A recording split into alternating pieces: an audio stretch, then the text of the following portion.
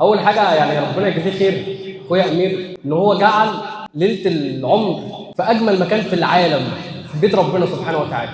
البدايه دي بنبشره انها تكون بدايه خير وبركه. ربنا سبحانه وتعالى بيقول: وهل جزاء الاحسان ايه الا الاحسان. هو احسن لنفسه واحسن لاهل بيته واحسن لنا كلنا.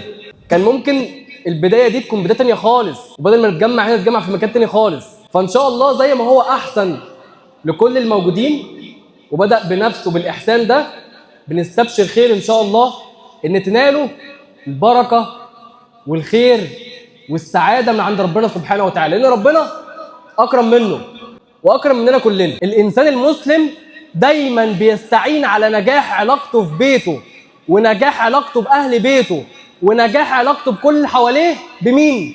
بربنا سبحانه وتعالى. عاملين ايه يا جماعه؟ ازيكم؟ ازاي اخباركم؟ صوتي حلو؟ واصل عندكم ورا؟ والله عايز اقول لكل واحد موجود في المكان ان انا بحبكم في الله. والله انتوا نورتوني كلكم وشرفتوني. عايزين نبداوا كلامنا ان احنا نقرا الفاتحه لابويا الله يرحمه وخالي، وان شاء الله سبقونا على الجنه. بس هو ده اللي انا عايز اقوله، عشان هعيط والله. انا مشاعري ما تعرفش. ايه دول لاصحابي؟ الله يصلح حالكم. وما جابش سيره صحابك، هو قال لك اهل العريس هو جبت سيرة حد انت حتى جوه الجامع.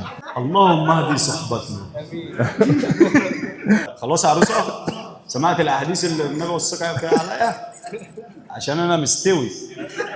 والله العظيم 31 سنه في الدنيا ما يعلم بها الا ربنا. تمام؟ بارك الله لكم وبارك عليكم وجمع بينكم.